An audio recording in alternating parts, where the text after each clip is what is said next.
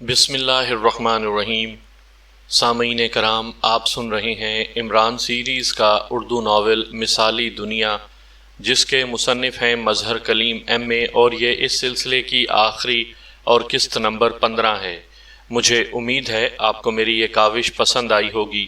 آپ نے اگر ابھی تک میرا چینل کہانی گھر سبسکرائب نہیں کیا تو ابھی میرے چینل کو سبسکرائب کر کے بیل نوٹیفیکیشن آن کر لیجئے، تاکہ آنے والی ہر نئی کہانی کی اطلاع بر وقت آپ تک پہنچ سکے۔ اب مجھے احساس ہو رہا ہے کہ میں نے اس ڈائری کو گٹر میں پھینک کر واقعی زیادتی کی ہے، جولیا نے شرمندہ سے لہجے میں کہا۔ اگر میں اس طریقے کو نہ پڑھ چکا ہوتا تو واقعی تم نے اس دنیا پر بہت بڑا ظلم کر دیا تھا۔ گو وہاں کی کسی مخلوق کو پابند کر کے یہاں لے آنا والا طریقہ اس سے بھی زیادہ انقلابی تھا، لیکن چلو اتنا ہی غنیمت ہے کہ جانے والا طریقہ تو مجھے یاد ہے۔ ہو سکتا ہے کبھی پروفیسر یونوکوف کی طرح کوئی دوسرا ماہر روحانیات یہ طریقہ دوبارہ دریافت کر لے، کیونکہ ایکریمیا اور روسیہ کی متعدد یونیورسٹیوں میں اس موضوع پر زبردست تحقیق ہو رہی ہے۔ یورپ کے کئی ممالک میں اس موضوع پر ریسرچ کے لیے بھی کئی یونیورسٹیاں قائم ہیں، اور وہاں باقاعدہ اس کے نصاب تیار کیے گئے ہیں۔ کیونکہ اب انسان صرف اس کائنات تک محدود رہنا پسند نہیں کرتا، وہ اس کائنات سے بھی بالا تر دنیاؤں کی سیر کرنا چاہتا ہے، چاہے عالم خیال میں ہی صحیح۔ اور ہو سکتا ہے کہ کبھی یہ ریسرچ اس حد تک بھی پہنچ جائے کہ انسان جسمانی طور پر کائنات سے باہر نکل سکے، لیکن فی الحال تو ایسا سوچا بھی نہیں جا سکتا، عمران نے سنجیدہ لہجے میں کہا۔ ماحول میں اس وقت واقعی انتہائی سنجیدگی طاری ہو گئی تھی۔ عمران صاحب، اب پلیز وہ طریقہ بھی بتا دیں، اب تو مجھ سے مزید ایک لمحے کا انتظار بھی برداشت نہیں ہو رہا، کیپٹن شکیل نے انتہائی منت بھرے لہجے میں کہا، اور عمران مسکرا دیا۔ تمہیں چونکہ اس موضوع سے دلچسپی ہے، اس لیے تمہاری واقعی یہی کیفیت ہونی چاہیے۔ ٹھیک ہے، میں بتا دیتا ہوں، تاکہ اگر مجھے کچھ ہو جائے تو کم از کم یہ طریقہ تو دنیا کے صاحبان علم تک پہنچ جائے۔ مختصر طور پر بتاتا ہوں، اصل کام اس مشق پر ہے۔ کامیابی مشق سے ہی مل سکتی ہے۔ اس طریقے کی پہلی شرط یہ ہے کہ مشق شروع کرنے سے پہلے مشق کرنے والے کو اپنی کامیابی کا مکمل بلکہ کامل یقین ہو۔ یقین کے بغیر اسے کہیں سے بھی کچھ حاصل نہیں ہو سکتا۔ یہ یقین اس قدر کامل ہو کہ ہر قسم کے شکوک و شبہات اور خوف کو دل سے نکال دیا جائے، اور یہ بات بھی واضح کر دوں کہ اس طریقے سے کسی قسم کا کوئی نقصان نہیں ہوتا، مشق کے دوران نہ ہی بعد میں۔ یہ قطعی بے ضرر طریقہ ہے، البتہ یہ ان لوگوں کے لیے ضرور نقصان دہ ہو سکتا ہے جو منشیات، خواب آور ادویات کے عادی ہوں، اس لیے ایسے لوگوں کو اس کے قریب بھی نہیں جانا چاہیے۔ عمران نے کہا۔ کیا نقصان ہو سکتا ہے؟ صفدر نے حیرت بھرے لہجے میں پوچھا۔ ہو سکتا ہے کہ وہ واپس آنا ہی بھول جائیں، اور ان کا جسم یہاں ان کی واپسی کے انتظار میں ہی ختم ہو جائے۔ بہرحال دوسری بات یہ کہ اس مشق کو سر انجام دینے کا بہترین وقت شام کا ہے، جب آدمی اپنے تمام کاموں سے فراغت پا چکا ہو، لیکن شرط یہ ہے کہ جسمانی یا ذہنی تھکاوٹ اس پر طاری نہ ہو۔ مشق سے پہلے غسل کر لینا زیادہ بہتر ہوتا ہے، اس طرح انسانی ذہن تر و تازہ ہو جاتا ہے، اور اگر کسی وجہ سے غسل نہ کر سکے تو وضو بہرحال ضرور کرے، کیونکہ وضو انسانی روح کو تر و تازہ اور شاداب بنانے کا انتہائی اکثیر نسخہ ہے۔ اور یہ بھی بتا دوں کہ اگر انسان ہمیشہ باوضو رہنے کی کوشش کرے تو صرف باوضو رہنے سے نہ صرف وہ انتہائی تر و تازہ رہے گا، بلکہ اسے اس قدر روحانی پاکیزگی مل جاتی ہے کہ بے وضو رہنے والے افراد شاید اس کا تصور بھی نہ کر سکیں۔ بہرحال کسی علیحدہ کمرے میں خوشبو وغیرہ چھڑک کر بیٹھ جائیں، پھر سکون اور آرام دہ انداز میں آنکھیں بند کر کے گہرے گہرے سانس لیتے رہیں۔ اس طرح جسم و دماغ دونوں توانا اور پرسکون ہو جائیں گے۔ جسم کو زیادہ سے زیادہ ڈھیلا چھوڑ دیا جائے، منہ شمال کی طرف کر کے گردن اور ریڑھ کی ہڈی کو ایک سیدھ میں کر لیں تاکہ اعصاب میں کھچاؤ پیدا نہ ہو۔ عمران نے باقاعدہ استاد کی طرح لیکچر دینا شروع کر دیا تھا۔ یہ شمال کی طرف منہ کرنے کی پابندی کیوں ہے؟ تنویر نے پوچھا۔ اس دنیا میں مقناطیسی لہریں شمالاً جنوباً چلتی رہتی ہیں، اس بنیاد پر تو قطب نما ایجاد کیا گیا ہے۔ یہ مقناطیسی لہریں اس عمل کی رفتار کو تیز کر دیتی ہیں، اس لیے شمال کی طرف منہ کرنا عمل کی کامیابی میں معاون ثابت ہوتا ہے۔ عمران نے وضاحت کرتے ہوئے کہا، آپ وہ طریقہ بتا رہے تھے؟ کیپٹن شکیل نے اشتیاق بھرے لہجے میں پوچھا۔ اس کی آنکھوں میں بے پناہ چمک ابھر آئی تھی، اور ویسے بھی سوائے جوزف اور تنویر کے باقی سب ساتھیوں کے چہروں پر بے پناہ دلچسپی اور اشتیاق نظر آ رہا تھا۔ شمال کی طرف منہ کر کے چند گہری سانسیں لیں، مگر ان سانسوں کی رفتار دھیمی ہونی چاہیے۔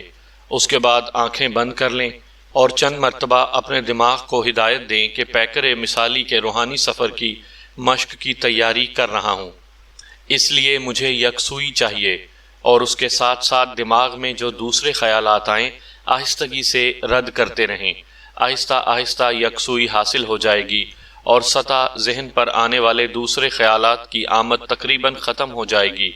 پھر یہ تصور کرو کہ تم ایک نہایت خوبصورت جنت کی طرح دلکش باغ میں موجود ہو، جہاں ہر طرف مختلف رنگ و بو کے پھول ہی پھول کھلے ہوئے ہیں۔ ان پھولوں کی خوشبو سے سارا باغ مہک رہا ہے، اور یہ خوشبو تمہارے دل و دماغ کو معطر کر رہی ہے اور تمہاری روح میں اترتی جا رہی ہے۔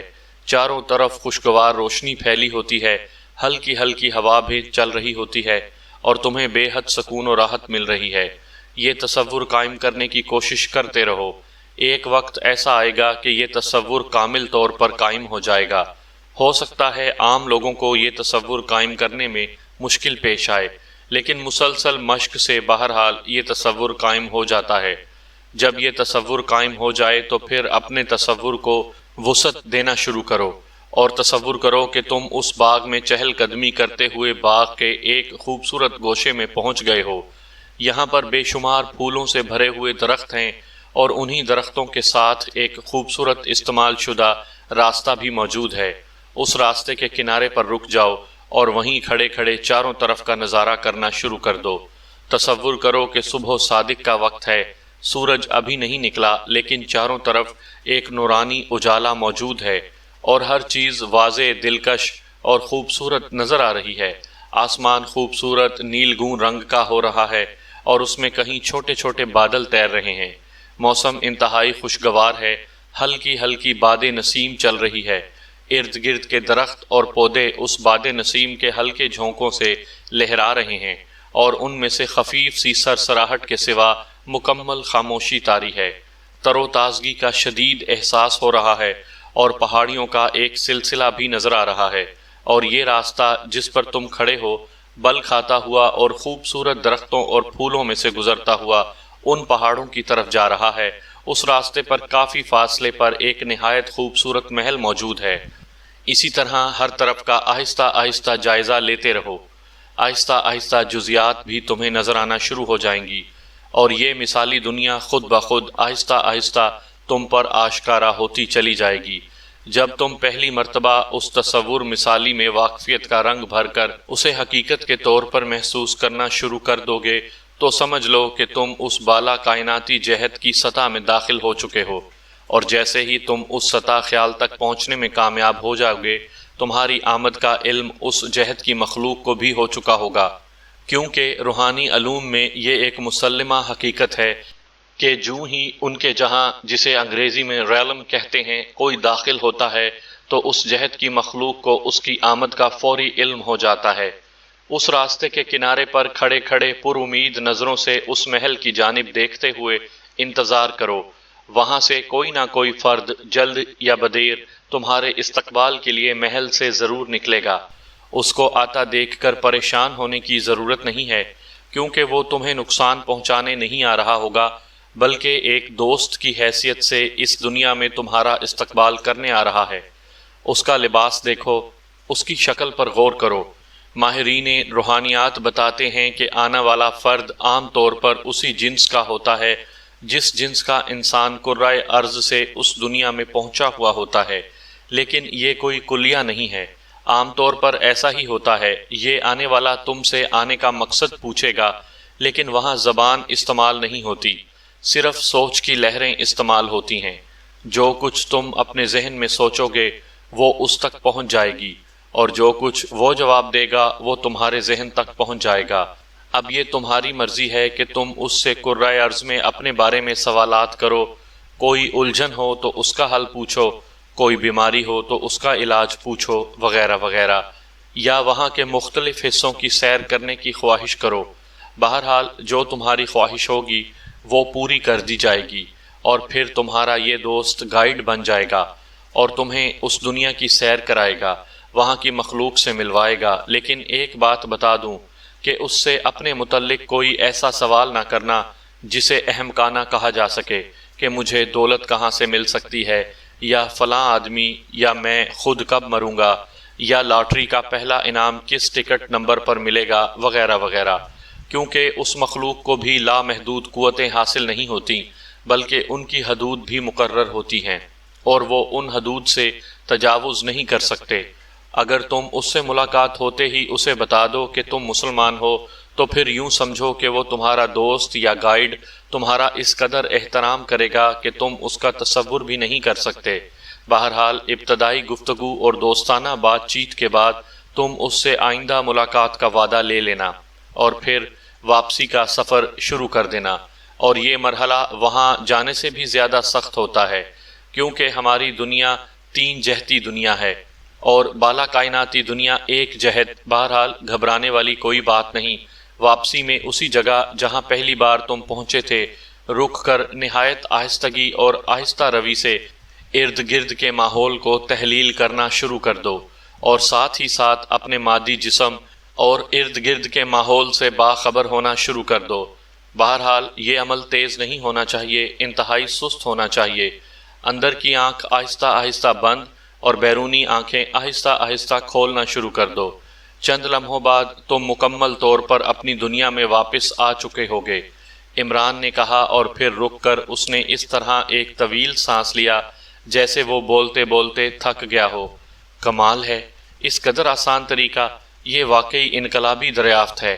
کیپٹن شکیل نے بھی ایک طویل سانس لیتے ہوئے کہا، عمران صاحب، کیا یہ ضروری ہے کہ باغ کا تصور کیا جائے؟ کوئی اور تصور نہیں کیا جا سکتا؟ صفدر نے پوچھا۔ یہ ساری باتیں عام آدمی کے لیے ہیں، ماہر روحانیات تو ایک لمحے میں ذہنی طور پر یکسو ہو کر وہاں پہنچ جاتا ہے، لیکن عام آدمی کی روح اور حیت پر دنیا کی گرد چڑھی ہوتی ہے، اس لیے ایک تو اسے مسلسل مشق کی ضرورت ہوتی ہے، دوسرا اسے باغ پھولوں کی شگفتگی کے تصور کی اس لیے بھی ضرورت ہوتی ہے تاکہ اس کے ذہن اور روح پر چڑھی ہوئی گرد صاف ہو سکے۔ عمران نے جواب دیا، لیکن کیا یہ ضروری ہے کہ ہر آدمی اس باغ میں پہنچے گا اور محل ہی دیکھے گا؟ تم تو کہہ رہے تھے کہ بے شمار دنیائیں ہیں۔ جولیا نے کہا، ہاں واقعی بے شمار دنیائیں ہیں، اور یہ بھی بتا دوں کہ دوران مشق چند بنیادی عوامل کے علاوہ ہر شخص کو بالکل مختلف تجربات اور آگہی حاصل ہوگی۔ مثالی پیکر کے روحانی سفر میں 2 اشخاص کو کبھی بھی یکساں تجربہ حاصل نہیں ہوتا، بلکہ ہر شخص اپنی علمی وسعت، روحانی مدارج، ذہنی پاکیزگی کے پیش نظر قطعی مختلف اور منفرد تجربہ حاصل کرتا ہے۔ اس لیے ضروری نہیں کہ ہر شخص ایک ہی مثالی دنیا یا جہت میں پہنچے۔ ہاں البتہ ایک بار تم جس دنیا میں پہنچو گے پھر وہیں جاؤ گے۔ دوسری کسی مختلف دنیا میں جانے یا اپنی مرضی سے کسی دنیا کا انتخاب کرنے کے لیے انتہائی مشق یا مہارت کی ضرورت ہوتی ہے، اور یہ مہارت ہر شخص حاصل نہیں کر سکتا۔ عمران نے وضاحت کرتے ہوئے کہا، لیکن وہاں جانے اور اس قدر مشقت اٹھانے کا آخر فائدہ کیا ہے؟ کام کے سوالات تو وہاں ہو ہی نہیں سکتے کہ میں وہاں گیا اور میں نے اس گائیڈ سے پوچھا کہ بتاؤ فلاں مجرم کہاں ہے، اور میں واپس آ کر اس کی گردن پکڑ لوں۔ تنویر نے منہ بناتے ہوئے کہا، اور کمرہ بے اختیار کہکہوں سے گونج اٹھا۔ اور اگر اس مجرم صاحب نے وہاں پہنچ کر تمہارے متعلق پوچھ لیا تو پھر؟ عمران نے کہا، اور ایک بار پھر کمرہ کہکہوں سے گونج اٹھا۔ میں تو وہاں جا کر سب سے پہلے X2 کے بارے میں تفصیل پوچھوں گی، جولیا نے مسکراتے ہوئے کہا، اور عمران بے اختیار چونک پڑا۔ ارے یہ غضب نہ کرنا، عمران نے حقیقتاً پریشان ہو کر کہا۔ کیوں؟ یہ تو کوئی احمقانہ سوال نہیں ہوگا، جولیا نے حیرت بھرے لہجے میں کہا۔ اصل میں مخالف جنس کے متعلق سوالات کرنا وہاں انتہائی معیوب سمجھا جاتا ہے، اور ایسے سوال کرنے والے کو وہاں باقاعدہ سزا دی جاتی ہے، اور یہ سزا اس کرۂ ارض سے زیادہ کربناک ہوتی ہے۔ اس لیے اگر تم نے ایسا سوال کیا تو تمہیں سزا مل جائے گی، اور بیچارہ تنویر یہاں آہیں بھرتا رہ جائے گا، عمران نے انتہائی سنجیدہ لہجے میں کہا۔ چلو جولیا نہ پوچھے گی میں پوچھ لوں گا، صفدر نے مسکراتے ہوئے کہا۔ واقعی یہ تو چیف کی اصلیت جاننے کا انتہائی آسان طریقہ ہے۔ ویری گڈ، تنویر نے بھی مسرت بھرے لہجے میں کہا، اور عمران کے ذہن میں بے اختیار دھماکے سے ہونے لگ گئے۔ اس کے تصور میں بھی نہ تھا کہ یہ لوگ ایسا سوچ سکتے ہیں، ورنہ وہ کبھی بھی انہیں یہ طریقہ نہ بتاتا، اور اسے معلوم تھا کہ اگر واقعی جولیا یا کسی نے بھی مثالی دنیا میں پہنچ کر یہ سوال پوچھ لیا تو اس کی اصل حقیقت ایک لمحے میں بتا دی جائے گی۔ لیکن اب کیا ہو سکتا تھا؟ تیر کمان سے نکل چکا تھا۔ اس کی سمجھ میں نہ آ رہا تھا کہ اب وہ انہیں یہ سوال کرنے سے کیسے روکے۔ عمران صاحب، آپ تو اس طرح پریشان ہو گئے ہیں جیسے چیف کے بجائے آپ کی حقیقت کھلنے کا خطرہ پیدا ہو گیا ہو، صفدر نے مسکراتے ہوئے کہا۔ یہ بات نہیں، اصل بات یہ ہے کہ اب مجھے اس بات کا احساس ہو رہا ہے کہ تمہیں یہ طریقہ بتا کر میں نے اپنے آپ اور تم سب کے ساتھ ظلم کیا ہے۔ ظاہر ہے تم لوگوں نے باز نہیں آنا اور چیف کی حقیقت معلوم کرنے کی کوشش ضرور کرنی ہے، مگر اس کا نتیجہ انتہائی خطرناک نکلے گا۔ عمران نے انتہائی سنجیدہ لہجے میں کہا۔ کیوں؟ اس میں خطرناک نتیجہ نکلنے کا کون سا پہلو نکل آیا؟ ہم نے کوئی دوسروں کو تو نہیں بتانا؟ صفدر نے حیران ہو کر کہا۔ تمہیں وہ کیس تو یاد ہی ہوگا جب تم سب نے مل کر ایکس2 کی حقیقت جاننے کی کوشش کی تھی۔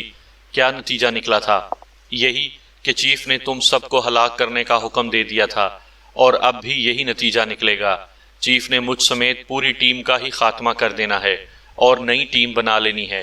تم جانتے ہو کہ وہ اصولوں پر کس قدر شفاق اور سرد مہر ہو جاتا ہے، عمران نے کہا۔ لیکن ہم انہیں بتائیں گے ہی نہیں کہ ہم نے ان کی اصلیت معلوم کر لی ہے، صفدر نے کہا۔ تمہارے بتانے یا نہ بتانے سے کچھ فرق نہیں پڑے گا، کیونکہ مثالی دنیا کا ایک اصول یہ بھی ہے کہ اگر تم وہاں کسی دوسرے فرد کے بارے میں کوئی چھپی ہوئی حقیقت جاننے کی کوشش کرو گے تو تمہیں تو وہ حقیقت بتا دی جائے گی، لیکن ساتھ ہی اس آدمی کو بھی یہ بتا دیا جاتا ہے کہ کس شخص نے تمہارے بارے میں کیا حقیقت معلوم کی ہے۔ اس لیے جیسے ہی تم میں سے کسی نے وہاں چیف کے بارے میں حقیقت جانی، یہاں چیف بھی خود بخود اس بات سے آگاہ ہو جائے گا، اور اس کے بعد تم خود سمجھ سکتے ہو کہ کیا نتیجہ نکلے گا۔ عمران نے منہ بناتے ہوئے کہا۔ ظاہر ہے اب وہ اس کے سوا اور کیا کہہ سکتا تھا کہ انہیں کوئی خوف دلا کر اس خیال سے باز رکھ سکے۔ اگر ایسی بات ہے تو پھر تو واقعی اس کا نتیجہ خطرناک نکل سکتا ہے۔ جولیا نے قدرے خوف زدہ ہوتے ہوئے کہا۔ میں کیا کہہ سکتا ہوں؟ اب تو ظاہر ہے کہ مرنے کا انتظار ہی کیا جا سکتا ہے، کیونکہ مجھے معلوم ہے کہ تم لوگ یہ حقیقت جاننے سے باز نہ ہوگے۔ عمران نے ایک طویل سانس لیتے ہوئے کہا۔ جو کچھ ہوگا بعد میں ہوتا رہے گا، کم از کم ہماری خواہش تو پوری ہو جائے گی، صفدر نے اسی طرح مسکراتے ہوئے کہا۔ عمران صاحب، میں نے بھی پڑھا ہے اور آپ نے بھی بتایا ہے کہ واپسی کا مسئلہ انتہائی سخت ہوتا ہے۔ آخر اس سختی سے آپ کا کیا مطلب ہے؟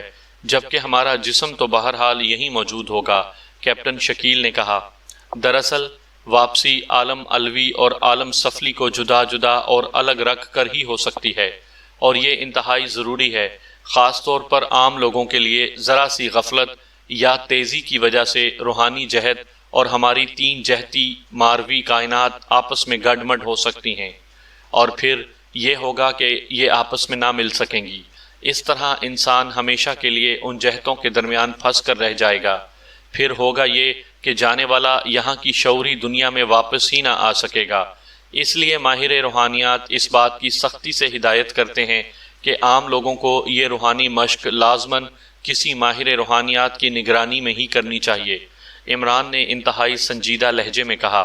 عمران صاحب، اس سیر کا کوئی دنیاوی فائدہ بھی ہوتا ہے؟ اس بار ٹائیگر نے، جو اب تک خاموش بیٹھا ہوا تھا، سوال کر دیا۔ ایسے لوگ جو خاص قسم کے مسائل کا شکار ہوں، کسی ایسی بیماری میں گھرے ہوئے ہوں جن کی تشخیص نہ ہو رہی ہو یا علاج سمجھ میں نہ آ رہا ہو، کوئی طالب علم جو اپنی ذہنی صلاحیتوں کو بڑھانا چاہتا ہو، اس سے فائدہ اٹھا سکتا ہے۔ اصل میں بالا کائناتی جہت کا یہ سفر، جسے ماہر روحانیات عالم خواب و خیال کا مراقبہ بھی کہتے ہیں، نہ صرف عقل و دانش میں اضافہ کرتا ہے بلکہ تمام روحانی اور وجدانی علوم کے بارے میں انتہائی وسیع معلومات بھی حاصل ہو جاتی ہیں۔ بہرحال یہ روحانی سفر اور اس سے اصل فائدہ علم و دانش اور روح کو ہی پہنچتا ہے۔ دنیاوی طور پر تو صرف قسمتی فائدے ہی پہنچ سکتے ہیں، بہرحال اب باتیں بہت ہو چکی ہیں، اس لیے اب باقی باتیں بعد میں، پہلے کھانا کھا لیا جائے کسی اچھے سے ہوٹل میں۔ عمران نے مسکراتے ہوئے کہا اور باقی سب ساتھی بھی مسکراتے ہوئے اٹھ کھڑے ہوئے، اور تھوڑی دیر بعد وہ ایک اورینٹل ہوٹل میں پہنچ چکے تھے۔ کھانے کا آرڈر دینے کے بعد عمران کرسی سے اٹھ کھڑا ہوا۔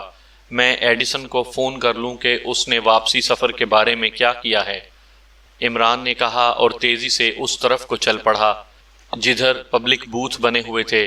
اس کے ذہن میں دراصل اس خیال سے ہی مسلسل دھماکے ہو رہے تھے کہ اگر ان میں سے کسی نے X2 کی حیثیت معلوم کر لی تو پھر کیا ہوگا۔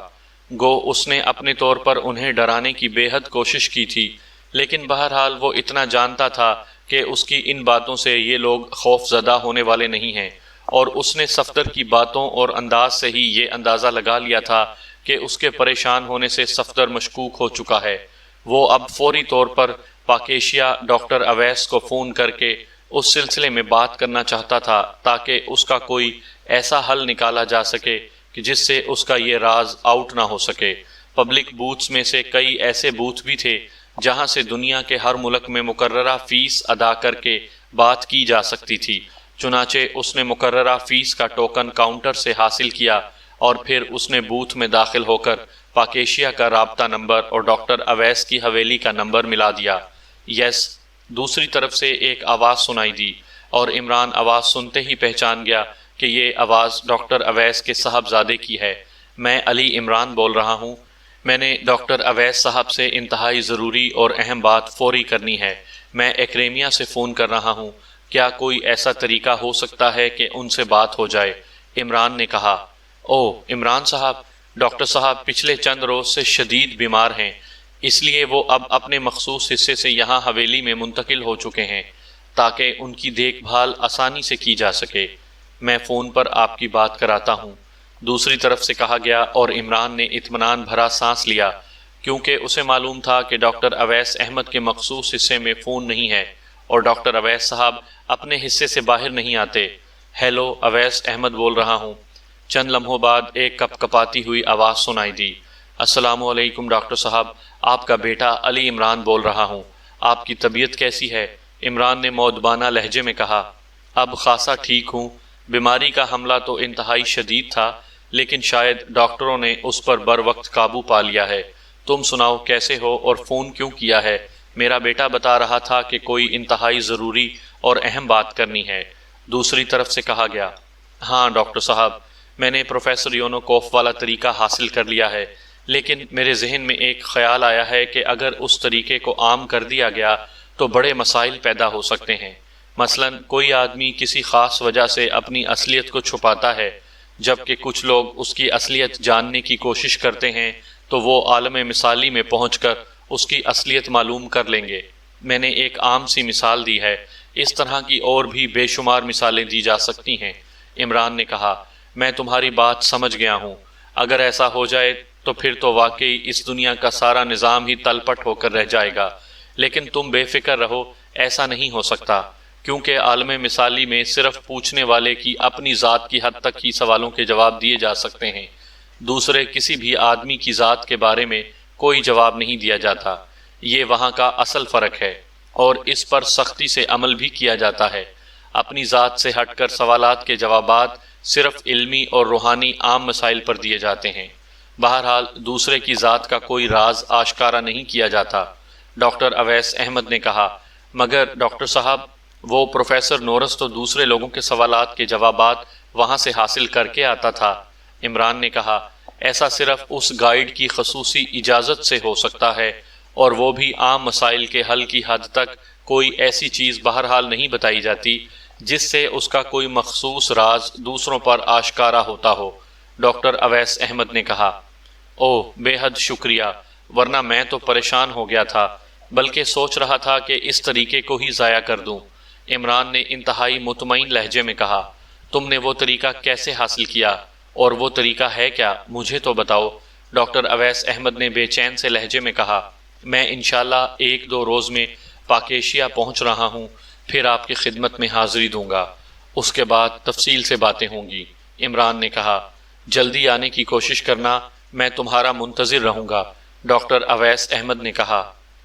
انشاءاللہ۔ اچھا، خدا حافظ، عمران نے کہا، اور ریسیور رکھ کر اس نے اس طرح اطمینان بھرا طویل سانس لیا جیسے اس کے کاندھوں سے ہزاروں ٹن کا بوجھ اتر گیا ہو، کیونکہ اسے یقین تھا کہ اب X2 کی اصلیت ان میں سے کسی کو معلوم نہ ہو سکے گی۔ وہ پبلک بوتھ سے نکلا اور مسکراتا ہوا واپس ہال کی طرف بڑھ گیا۔ کیا کہا ہے ایڈیسن نے؟ کس وقت کی بکنگ ہوئی ہے؟ جولیا نے پوچھا۔ اس سے بات نہیں ہو سکی، وہ کہیں گیا ہوا ہے، عمران نے کرسی سنبھالتے ہوئے کہا۔ عمران صاحب، آپ کے جانے کے بعد ایک بحث چھڑ گئی ہے۔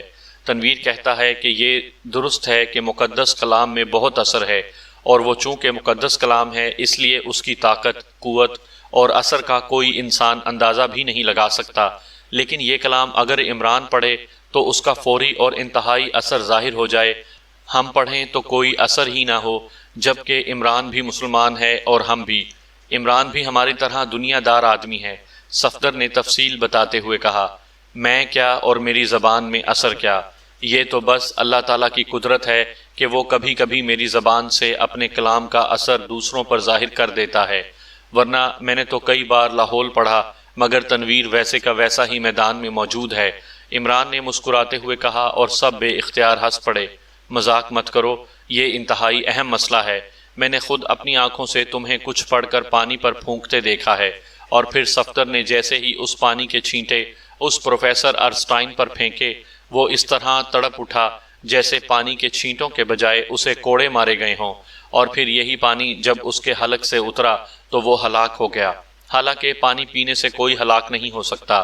پھر یہی پانی تم نے میرے سامنے پیا، لیکن تمہیں کچھ بھی نہیں ہوا۔ اگر میں یہ سب کچھ اپنی آنکھوں سے نہ دیکھتا تو کبھی اس بات پر یقین نہ کرتا۔ تم نے بتایا ہے کہ تم نے اس پانی پر مقدس کلام پڑھا اور اس کا یہ اثر ہوا۔ اگر ایسی ہی بات ہے تو پھر میرے پڑھنے سے اثر کیوں نہیں ہوتا؟ حالانکہ الحمدللہ میں بھی مسلمان ہوں، تنویر نے انتہائی سنجیدہ لہجے میں کہا۔ اب میں کیا کہہ سکتا ہوں؟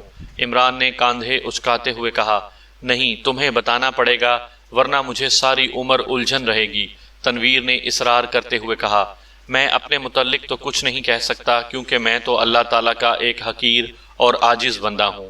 ہاں، ایک عظیم شاعر کا شعر سنا دیتا ہوں، شاید اس سے تمہاری الجھن دور ہو جائے گی، عمران نے مسکراتے ہوئے کہا۔ شعر وغیرہ کو چھوڑو اور اصل بات بتاؤ، تنویر نے غصیلے لہجے میں کہا۔ اسی لمحے ویٹر نے کھانا سرو کرنا شروع کر دیا اور وہ سب خاموش ہو گئے۔ ویٹر کے جانے کے بعد تنویر نے دوبارہ اصرار کرنا شروع کر دیا۔ اول طعام بعد کلام، عمران نے ٹالتے ہوئے کہا۔ نہیں، پہلے بتاؤ، ورنہ میں کھانا نہیں کھاؤں گا۔ تنویر واقعی بچوں کی طرح ضد پر اتر آیا تھا۔ تو پھر شعر سن لو، اس سے تمہاری الجھن دور ہو جائے گی، عمران نے مسکراتے ہوئے کہا۔ اچھا سناؤ، تنویر نے ایسے لہجے میں کہا جیسے وہ مجبوراً شعر سن رہا ہو۔